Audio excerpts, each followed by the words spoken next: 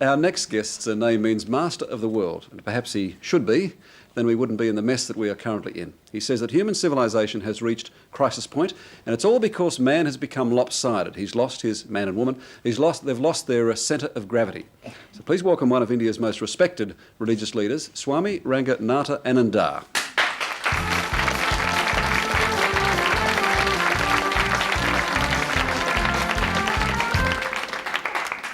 Welcome, sir. Thank you. Yeah. This is not your first visit to Australia. You're telling me you came here in 58 and you come here almost every other year. Yeah, since 71, almost every year I come, part of my round the world tour, lecture tour. This tour at the moment is, in fact, I understand, a peace through religious understanding. Given what happened in Libya yesterday, This is the International Year of Peace, so they have used this as the theme for the various talks in various parts of Australia during this visit. Yes. Otherwise, other subjects were there before. I see. So, Yeah. but very timely. Because of the peace, International Year of the Peace. Do you worry when you see, as a holy man, do you worry when you read newspapers like yesterday or today about a Libyan situation? I do worry, but I know that these have been going on for ages, and it will go on, and improvements will come, so I don't worry too much. Yes. If you study Will Durant's book, that famous American historian, Will Durant, yes. Will Durant, Yes. Story of Civilization, he has written an 11th volume known as Lessons of History, about 99 pages. Very interesting to study. People commit the same blunders again and again.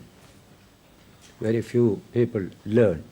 But sometimes great movements come, great developments come, then peace and harmony come also in society. Depends upon great teachers, great thinkers, great leaders. Some such period is going on now, though these things are going on around, but there are also positive forces working to create harmony and peace in the world. Yes. So in the newspapers you get things very frightening, but down below beautiful ideas are growing, bringing humanity closer and closer together, what was 50 years ago and what it is now. Today we have a mankind awareness which was not there. Racial, national, sectarian. Today you have a mankind awareness. Well, it used to be called, it's been called the global village, hasn't it? Do you thank television for the fact that we have a mankind awareness, that people in all parts of the globe have this awareness now? Some part of television does it, the other part cancels it also. Cancels it, does it? Yes, I didn't expect you to endorse television totally, but I thought that it can be a wonderful medium. Tremendous instrument it can be to bring peace, to bring harmony, to develop human relations. Television can be a tremendous instrument that way, and what you do, this particular part seems to be that. Seems to be that? Yeah. I thought you said dead. That positive side. All right, well, thank you. We hope it is. You would know better than I that in fact so much of man's conflict down through the ages has been based on religion, not on peace, but religious. Quite so, yeah. How do you explain that? Because religion itself is beyond all these conflicts. It is meant for peace and love and harmony. When it is influenced by socio-political forces and it succumbs to it, then it becomes narrow, parochial, tribal, leading to conflict, intolerance, violence and war. Even suppressing the spirit of science also. Religion does it. That's called the ethnical dimension of religion. I give two dimensions of religion. Yes. The ethnical dimension, the scientific dimension. The ethnical dimension is religion in which you are born. You have no say in the matter. You are just born in a particular family. A Catholic or a Jew. Christian, Hindu, yes. Jew, anything. Yes. But the scientific dimension is when you seek it. Without seeking, there is no science. So when you seek to be religious, that means you become spiritual. But you're not talking about someone who changes their religion necessarily, but it's someone who decides they will try to be a good Catholic or a good Jew or a good Hindu. Beautiful. That would be a beautiful idea, provided it doesn't end up in being merely Catholic. You must be able to rise beyond that particular limitation. There you have the global concept of religion, a universal concept of religion. Science will take us in that direction. For example, science is universal. Though it was discovered in England or Germany or in America and Australia, science itself is universal. Similarly, spiritual truths are universal. Yes. So I may begin with a particular group or a particular sect, but I reach out to the universal. That is the scientific dimension of religion, which comes from seeking. You don't get it merely by being born in a particular tradition. There is such a scientific dimension of religion. People may not know. In the Western tradition, there has been conflict. Church and state, church and church, church and religion, conflict. Not so in the Indian tradition. 5,000 years of history, great intellectuals who developed religion. They found only harmony between physical science and religion, and between religion and religion. Yes, but within the Indian society on that subcontinent, you have been as violent as any peoples in the world. Just now it is going on, because there is not that Indian touch yet.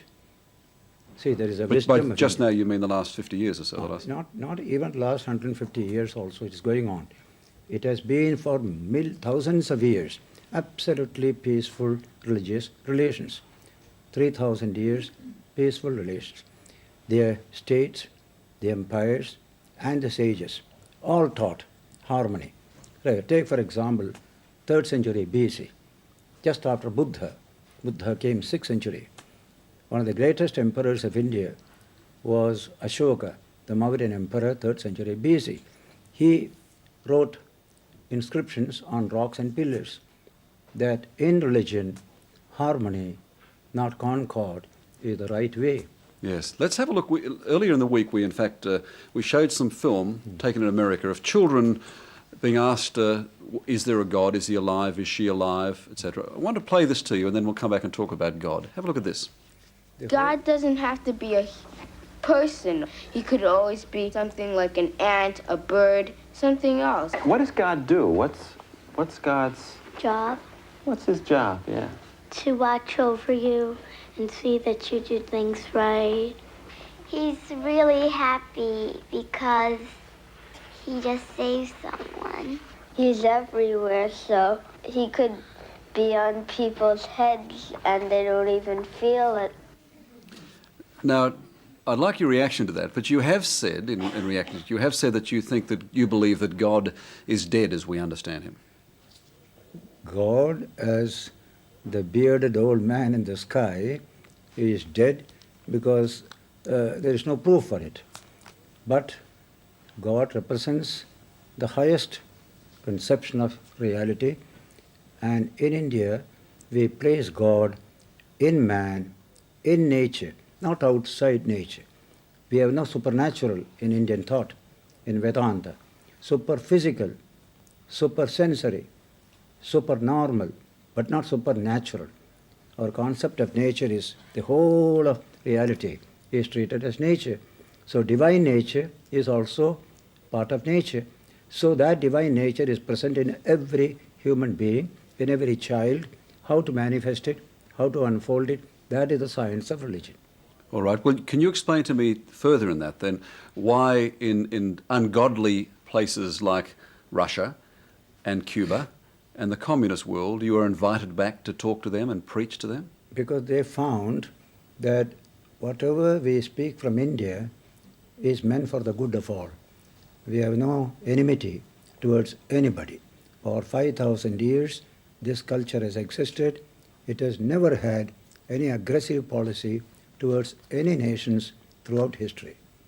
Because and in recent period, it produced a Ramakrishna, a Vivekananda, a Gandhi, all universal in their attitudes.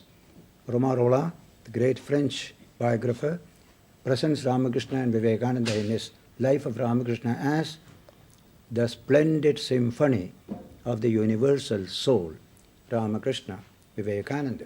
Because of this uniform policy, communist countries also invited me. I was their guest. I spoke there freely. Nobody asked me to cut down my speech in a particular direction. But again, you speak, is that because you don't pose a threat at all to the institutions? You speak of God as inspiration from in inside. the heart of man. Yes. God hidden in every human being. We have to unfold it, just like fire is hidden in a matchstick. Now we tell children, fire is hidden in a matchstick. Children will say, no, I touch it, it is cold.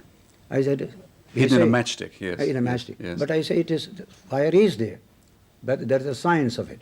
But I don't find it. Yes, if you find it, wait. You strike it, fire will come. That striking is the most important thing. There comes the technique of growing spiritually.